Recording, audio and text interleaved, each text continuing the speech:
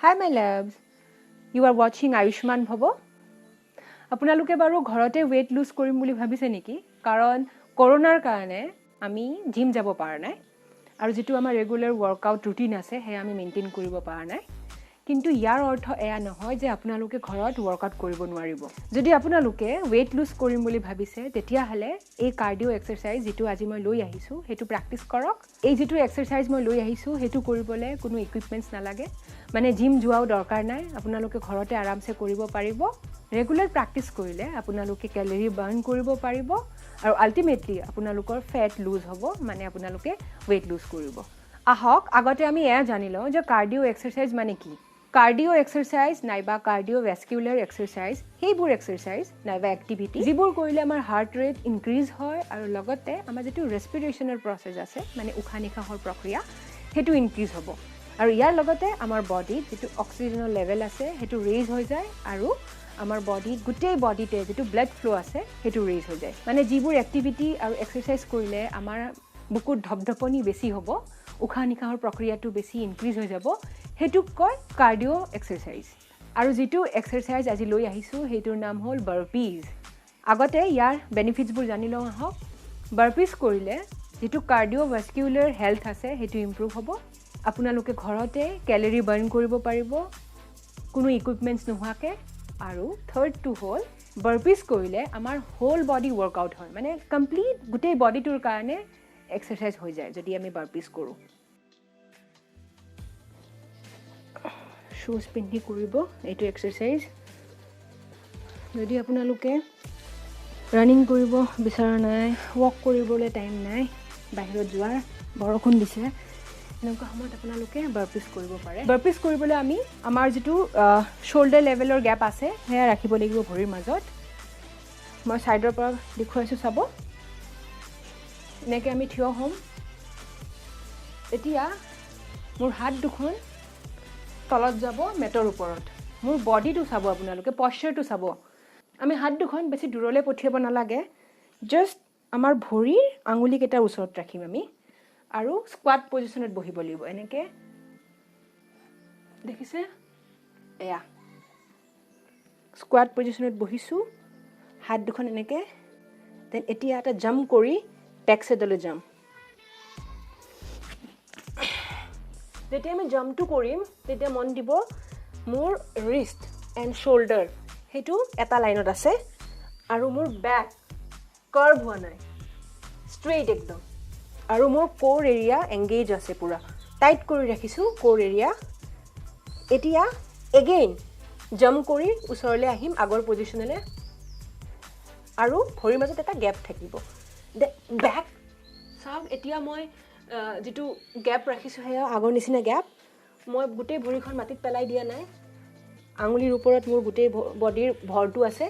Then jump মই ওপৰৰ পৰা লৈছো এংগলটো, কাৰণ মই বিচাৰিছো আপোনালোকে মই যেটো পশ্চাৰ হেতু কমপ্লিটলি দেখক।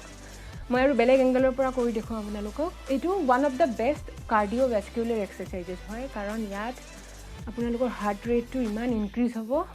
দেখিবলৈ খুব ইজি যেন লাগে কিন্তু ইজি নহয়, বাট মই আপোনালোকক ডিমোটিভেট কৰা নাই। এইটো আপোনালোকে কৰক প্ৰ্যাকটিস আৰু ক্যালোৰি বাৰ্ন হ'ব। চাব আকৌ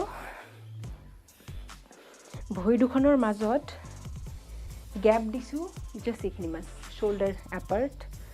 দেন মই যেটো স্কোৱাট পজিশনত আছে হেনেকৈ মই বহিম আৰু হাত দুখন মই আঙুলিৰ ওচৰত ৰাখিম। এতিয়া মই জাম্প কৰি পিছলৈ যাম।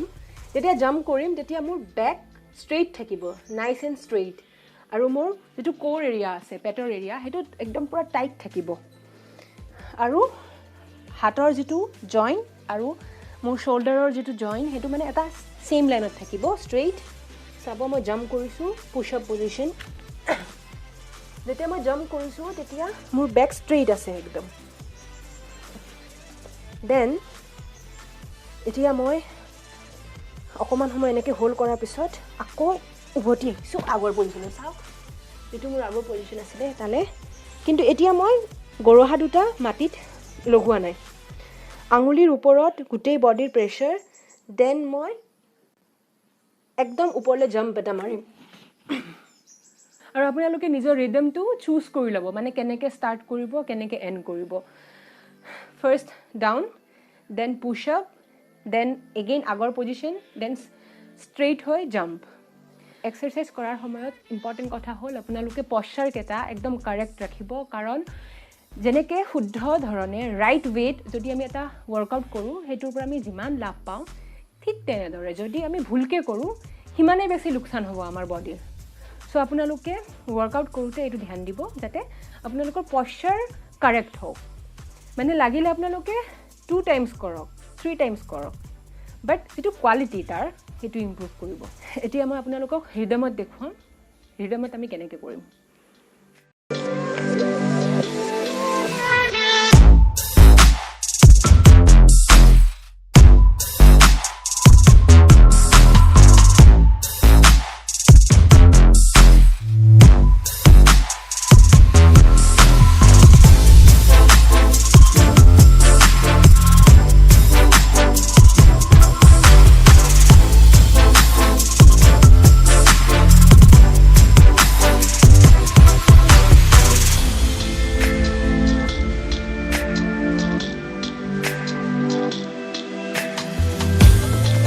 এতিয়া মই ডিছকাছ কৰিম বাৰ্পিজ কৰাৰ সময়ত যিবোৰ কমন মিষ্টেকছ আছে সেইবোৰৰ বিষয়ে। বহুতে পশ্চাৰ ভুলকৈ কৰে, চ' আপোনালোকে সেয়া নকৰিব, চাই ল'ব যিবোৰ কমন মিষ্টেক থাকে। বহুতে কি কৰে, ভৰিখনৰ পৰা হাত দুখন বহুত দূৰত ৰাখে এনেকৈ, দেন জাম্প কৰে, কৰি গোটেই বেকটো এনেকৈ আৰ্ক কৰি দিয়ে, তললৈকে নমাই লৈ যায় এনেকৈ। দেন যেতিয়া উভতি আহে, দেন ছেইম সেই আগৰ নিচিনাকৈ বহুত বেছি গেপ ৰাখে, দেন জাম্প। এইটো একদম ভুল। হাতখন দূৰত, দেন বডি পিছফালে, দেন বেক এনেকৈ কাৰ্ভ কৰি দিয়া, আৰু যিটো আমাৰ কোৰ মাছল আছে সেইটোক টাইট নকৰা, দেন এগেইন ঘূৰি আহোঁতে এই গেপ, আৰু কিছুমানে নি দুটা আগলৈকে লৈ যায়, সেয়া একদমেই ভুল হয়। চ' সেইটো আপোনালোকে নকৰিব। বহুতে কি কৰে, জাম্প কৰি ভৰি দুখন বহুত দূৰলৈকে লৈ যায়, আৰু এনেকুৱা কৰিলে কি হ'ব, আমাৰ নীত প্ৰেছাৰটো আহিব। আমি নিবিচাৰোঁ নীত প্ৰেছাৰ আহক, কাৰণ আমাৰ যিটো টাৰ্গেট এৰিয়া হ'ল সেইটো হ'ল core area. Actually whole body workout হয়, বাট কোৰ এৰিয়াত বহুত বেছি টাৰ্গেট আমি দিওঁ এইটোত।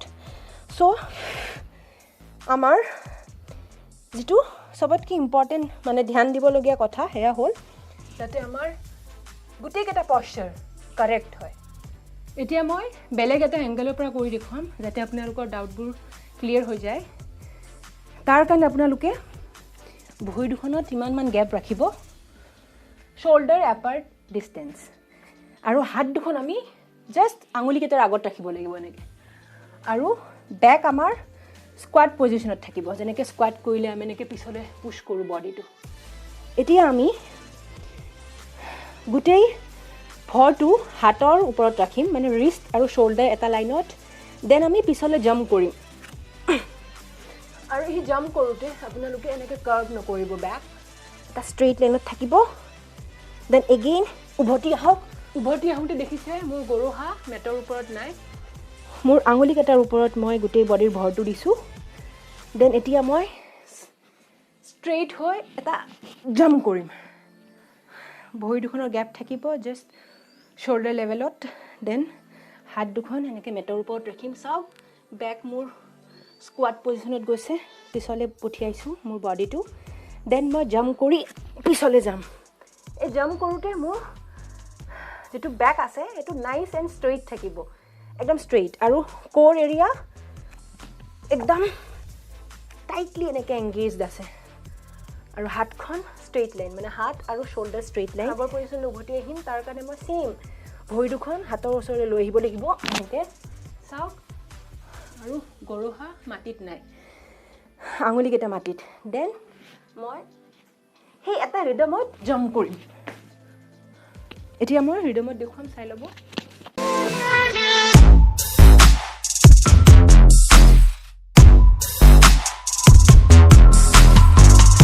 আই হোপ এই ভিডিঅ'টো চাই আপোনালোকে বাৰ্পিজ প্ৰেক্টিছ কৰিব ঘৰত, আৰু বহুত কম সময়ৰ ভিতৰত আপোনালোকে কেলৰি বাৰ্ণ কৰিব পাৰিব।